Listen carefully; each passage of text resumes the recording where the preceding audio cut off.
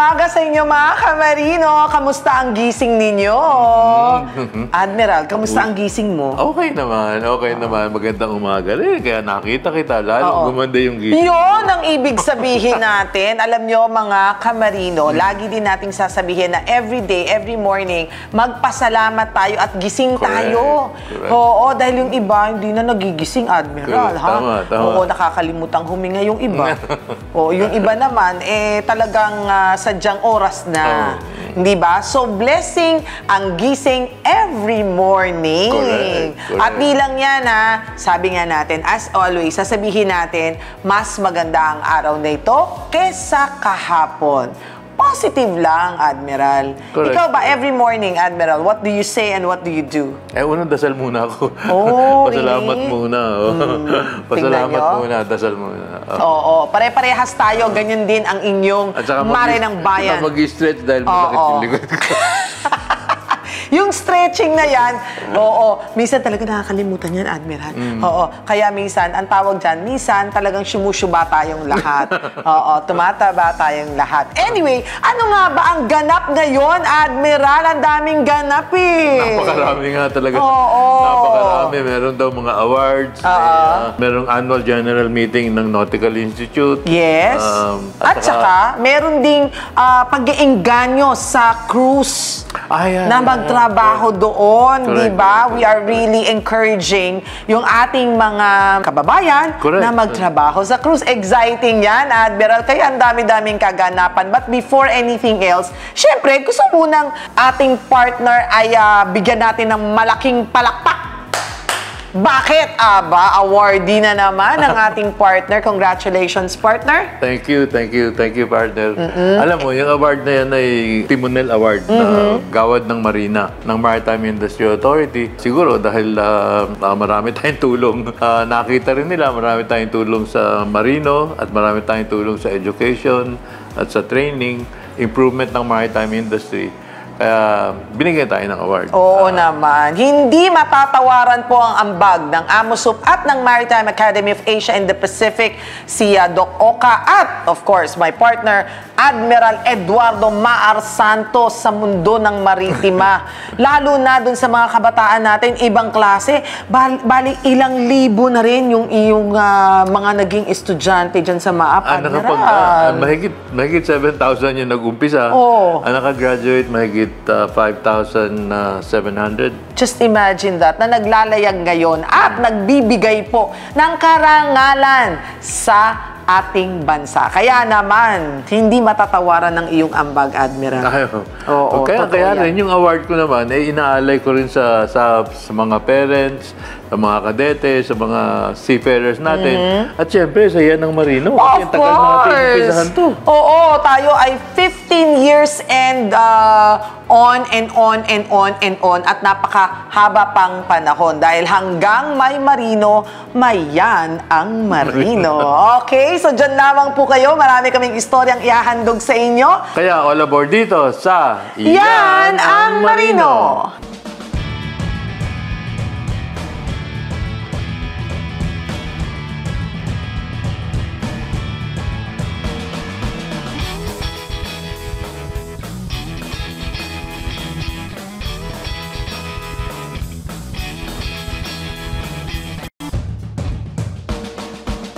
Magandang balita para sa mga pamilyang Pilipino na may mga kamag-anak abroad.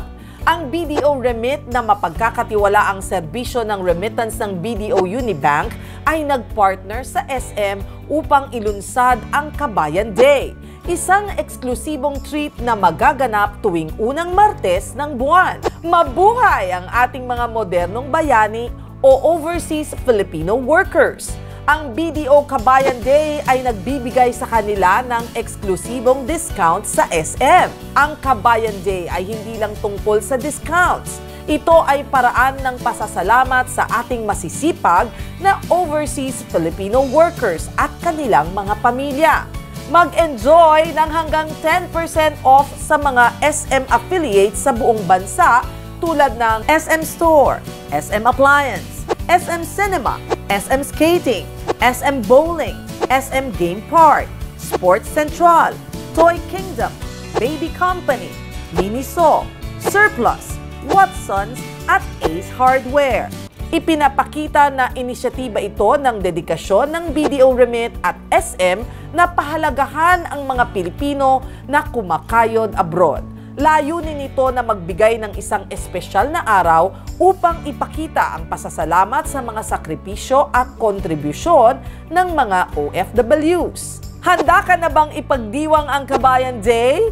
Bisitahin ang pinakamalapit na SM tuwing unang Martes ng buwan at huwag kalimutan dalhin ang iyong BDO Kabayan Savings ATM card, passbook, or isang validated remittance payment slip upang magamit ang mga discount. Para sa karagdagang detalye, bisitahin ang www.bdo.com.ph or i-like at i-follow ang BDO Kabayan Facebook page. This portion is brought to you by GCash.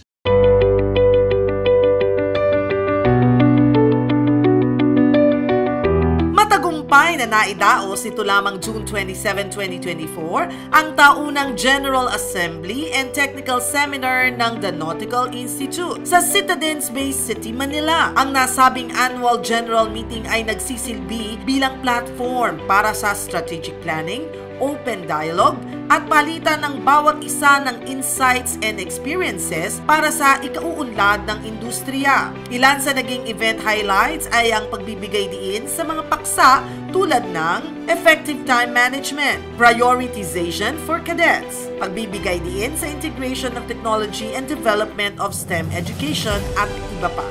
Narito ang ilan sa mga speaker ng nasabing meeting. In the realm of the maritime, time is the heartbeat of every voyage, the rhythm that guides the sailor through storms and calm water alike.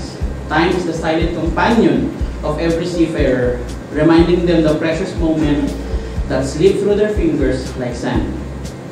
But let me challenge a common misconception that often clouds our perception about time. I always hear this, especially for the younger generations. There is not enough time. It is not that there is never enough time, for time is an infinite wisdom, flows ceaselessly and abundantly.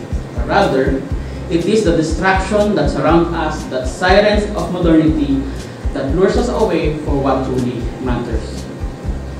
In a world brimming with endless distractions and fleeting temptation, all of us, not only the young generations, faces a formidable challenge: the battle for prioritization.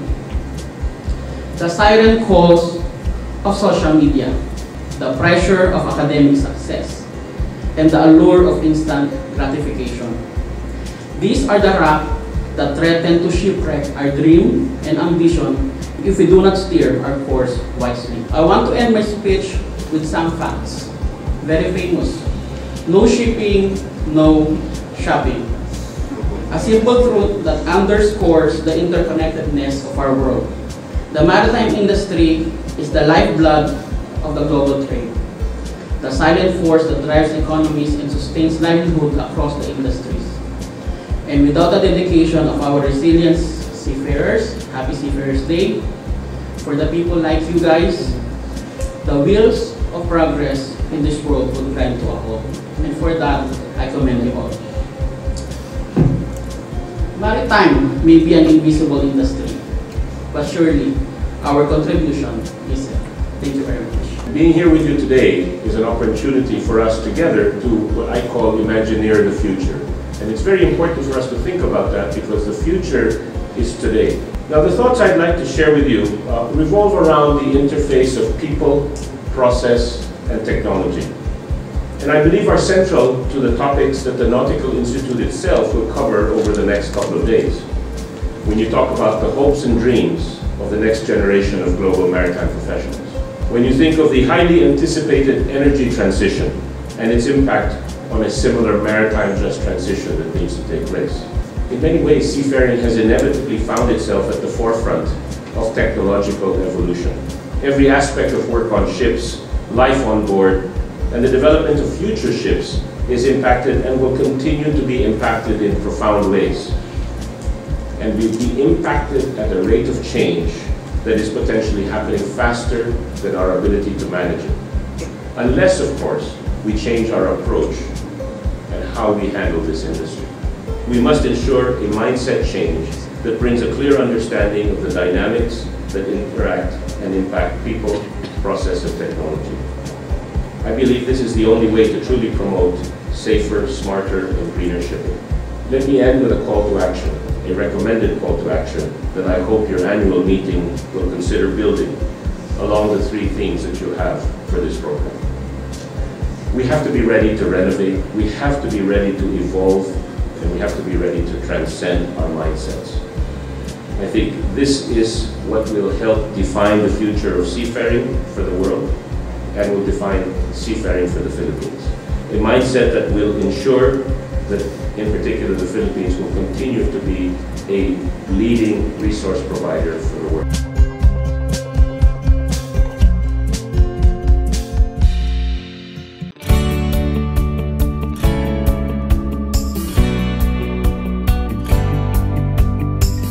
Isa rin sa mga dumalo sa pagtitipon ang Executive Vice President ng AMOSUP at Presidente ng Maritime Academy of Asia and the Pacific, walang iba kundi ang ating partner na si Vice Admiral Eduardo Maar Santos na nagpaabot ng kanyang mensahe. The Philippines, as you know, is the home of the largest number of skilled, English-speaking, but everybody karaoke singing, seafaring workforce.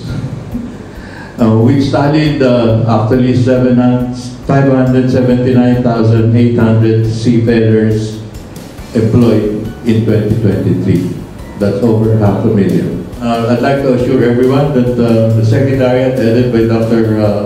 Angelica Bailon and her staff, will always be ready to assist you if you have any concerns. I hope that you find our preparation for you into your satisfaction, and I sincerely hope all of you, all of us, a fruitful, beneficial, memorable undertaking as we look forward to the future with many students around us. Thank you very much. Once again, welcome to the Philippines. Mabuhay! Kasama rin sa mga mahahalagang paksang tinalakay ay ang STCW Convention Revision, kalusugan ng pag-iisip ng mga marino at kahalagahan ng mga soft skills na tumutukoy sa mga kakayahang interpersonal at intrapersonal na mahalaga para sa epektibong teamwork, communication at leadership para sa ating mga Filipino seafarer. Aktibo namang lumahok ang mga estudyante mula sa iba't ibang maritime schools sa isang cadet panel session na pinamagatang Expectation versus Experience, kung saan ibinahagi nila ang kanilang mga pananaw at personal na karanasan sa kanya-kanya nilang onboard training. Binigyan din sa seminar ang kahalagahan ng paghahanda para sa mga hinaharap na hamon sa industriya ng maritima, na tiyak namang mas magpapahusay sa mga programa para sa maritime education. Sa pamamagitan ng mga ganitong pagpupulong at talakayan, inaasahang mas mapapalakas pa nito ang maritime sector ng ating bansa sa hinaharap. This portion was brought to you by GCash. Magandang balita para sa mga pamilyang Pilipino na may mga kamag-anak abroad. Ang BDO Remit na mapagkakatiwala ang serbisyo ng remittance ng BDO Unibank ay nagpartner sa SM upang ilunsad ang Kabayan Day, isang eksklusibong treat na magaganap tuwing unang Martes ng buwan. Mabuhay ang ating mga modernong bayani o overseas Filipino workers. Ang BDO Kabayan Day ay nagbibigay sa kanila ng eksklusibong discount sa SM. Ang Kabayan Day ay hindi lang tungkol sa discounts. Ito ay paraan ng pasasalamat sa ating masisipag na overseas Filipino workers at kanilang mga pamilya. Mag-enjoy ng hanggang 10% off sa mga SM affiliates sa buong bansa tulad ng SM Store, SM Appliance, SM Cinema, SM Skating, SM Bowling, SM Game Park, Sports Central, Toy Kingdom, Baby Company, Miniso, Surplus, Watsons at Ace Hardware. Ipinapakita na inisyatiba ito ng dedikasyon ng BDO Remit at SM na pahalagahan ang mga Pilipino na kumakayod abroad. Layunin nito na magbigay ng isang espesyal na araw upang ipakita ang pasasalamat sa mga sakripisyo at kontribusyon ng mga OFWs. Handa ka na bang ipagdiwang ang Kabayan Day? Bisitahin ang pinakamalapit na SM tuwing unang Martes ng buwan at huwag kalimutan dalhin ang iyong BDO Kabayan Savings ATM card, passbook, or isang validated remittance payment slip upang magamit ang mga discount. Para sa karagdagang detalye, bisitahin ang www.bdo.com.ph or i-like at i-follow ang BDO Kabayan Facebook page.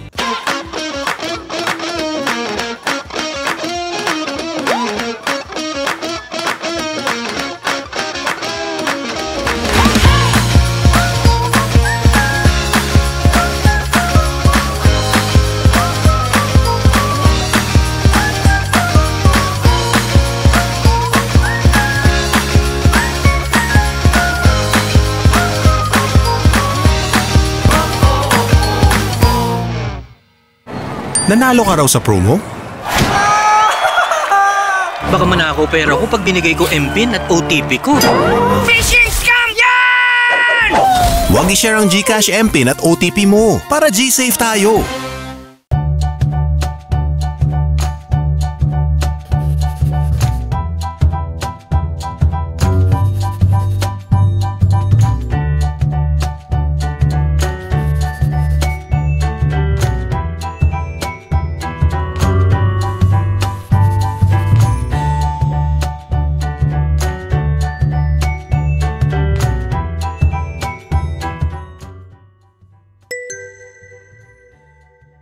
The Maritime Academy of Asia and the Pacific continues to sail forward with modern facility, active cadet sponsorships, advanced education and trainings. And as the premier maritime academy in the country, be a future world-class marine officers. Be at MAAP, ensuring excellence at sea at all times.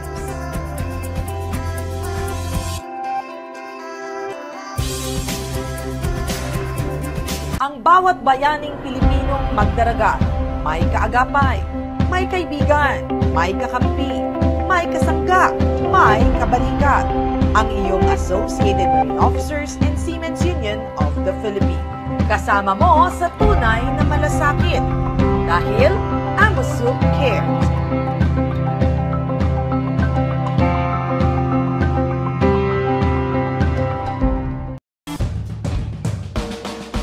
This portion is brought to you by SM Supermalls.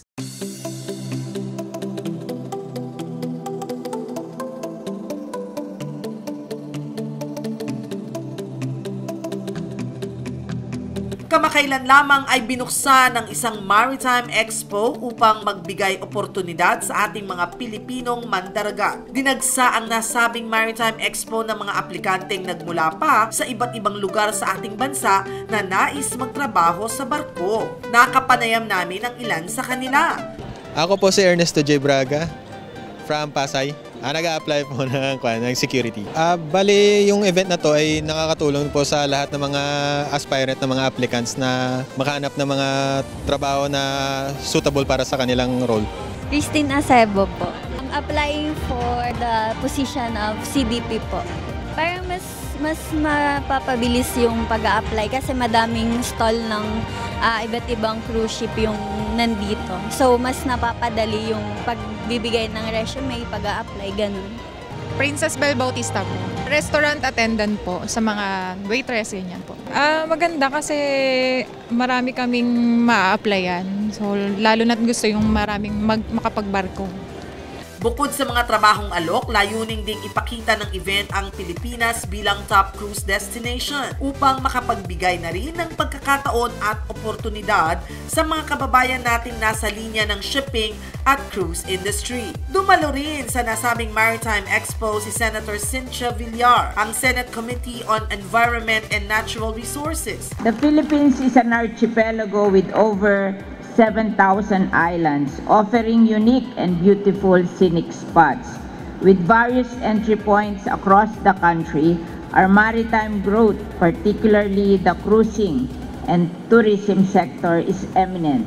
Therefore, I would like to highlight key insights that could propel the Philippines into becoming a top cruise travel destination, which in turn could facilitate job growth for Filipinos. First, the Philippines was recognized as Asia's best cruise destination by the World Cruise Awards in Dubai, United Arab Emirates. It is a prestigious recognition that bolsters our potential to become the top cruise destination in the region. Second, the Philippine Ports Authority plans to construct more ports and infrastructure dedicated to cruise tourism. This will improve accessibility and make it easier for tourists to explore the country's diverse island destinations such as El Nido, Coron, Siargao, Boracay, Camiguin, and Puerto Galera, to name a few.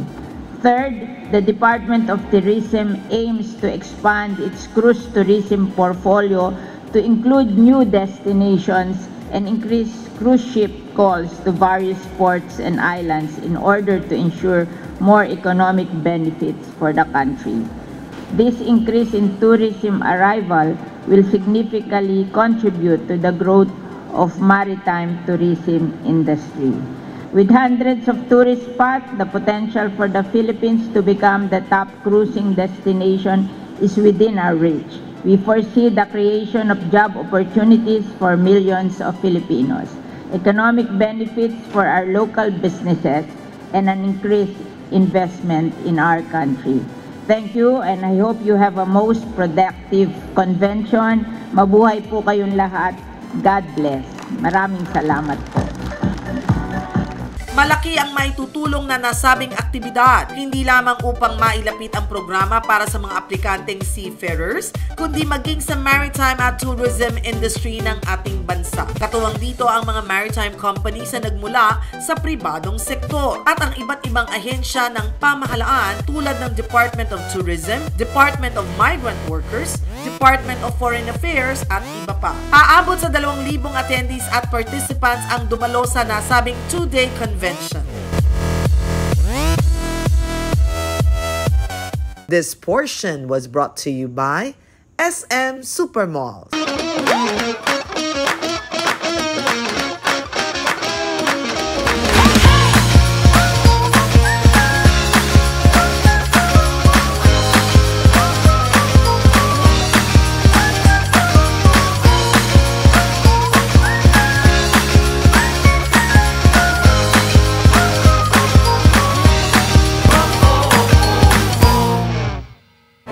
Nanalo ka raw sa promo?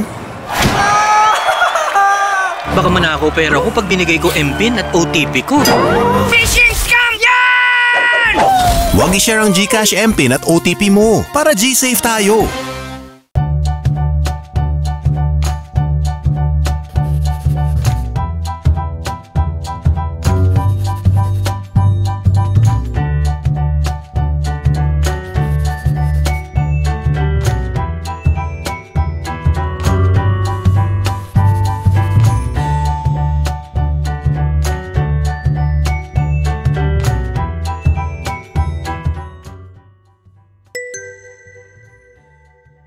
The Maritime Academy of Asia and the Pacific continues to sail forward with modern facility, active cadet sponsorships, advanced education and trainings. And as the premier maritime academy in the country, be a future world-class marine officers. Be at MAAP, ensuring excellence at sea at all times.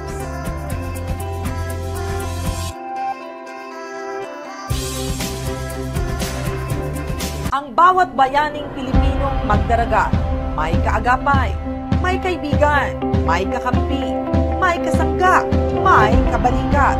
Ang iyong Associated Marine Officers and Seamen's Union of the Philippines. Kasama mo sa tunay na malasakit dahil AMOSUP cares.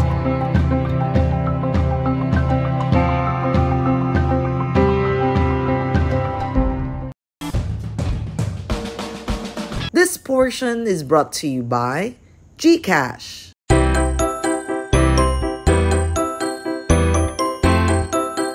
Formal na nailunsad kamakailan lamang ng Maritime Industry Authority or Marina ang prestigyosong Timonel Awards. Isang programa na naglalayong kilalanin ang mga natatanging kontribusyon ng bawat individual at organisasyon na nagsulong ng kahusayan, integridad at innovation sa industriya ng maritima sa ating bansa. Kabilang sa mga tumanggap ng parangal na ito ay ang ating Executive Vice President ng Associated Marine Officers and Seamen's Union of the Philippines at Presidente ng Maritime Academy of Asia and the Pacific, walang iba kundi ang ating partner na si Vice Admiral Eduardo Maara Santos bilang pagkilala sa natatanging niyang ambag sa maritime education at hindi natitinag niyang dedikasyon na suportahan ang kapakanan ng bawat Pilipinong mandaragat. Sa pamamagitan ng ganitong parangal at pagkilala sa mga individual at organisasyon na nagpamalas ng hindi matatawarang husay, ay nabibigyang pugay na rin ang mga bayani ng industriya. Congratulations, Partner Admiral Santos, mula dito sa Yanang Marino at mula na rin sa mga puso ng bawat kamarino. Mabuhay!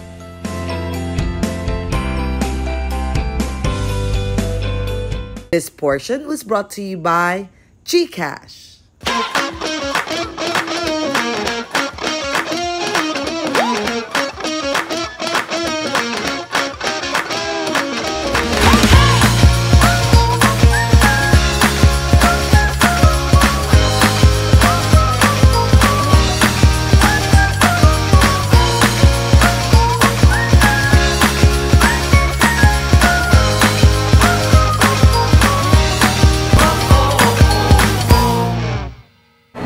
Nanalo ka raw sa promo?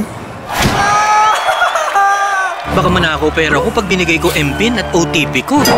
Phishing scam yan! Huwag i-share ang GCash MPIN at OTP mo para G-Safe tayo.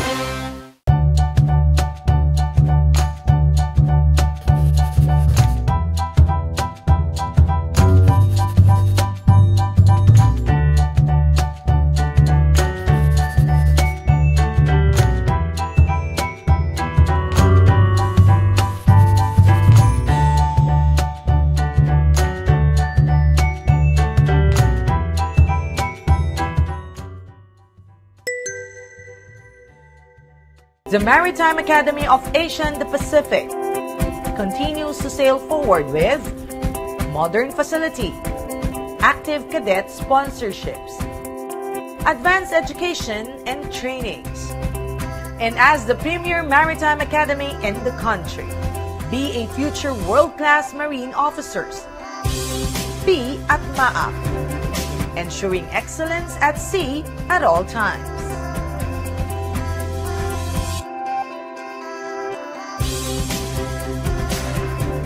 Ang bawat bayaning Pilipinong magdaragat, may kaagapay, may kaibigan, may kakampi, may kasangga, may kabalikat.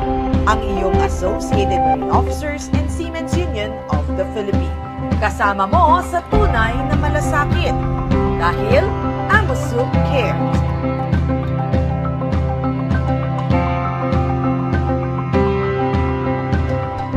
This portion was brought to you by GCash. Ang bilis talaga natapos ang 30 minutes, mga kamarino, pero okay lang yan. Siksik, liglig naman ang impormasyon na naibigay namin sa inyo, hindi ba, Admiral? Correct. Kaya tutok lamang kayo dito sa the first and the longest running television program para lang po sa mga kamarino natin. Kaya hanggang sa susunod na Sabado, 8 to 8:30 in the morning, kasabay po ng inyong almusal. Anchors away! Bye, everyone! Bye-bye!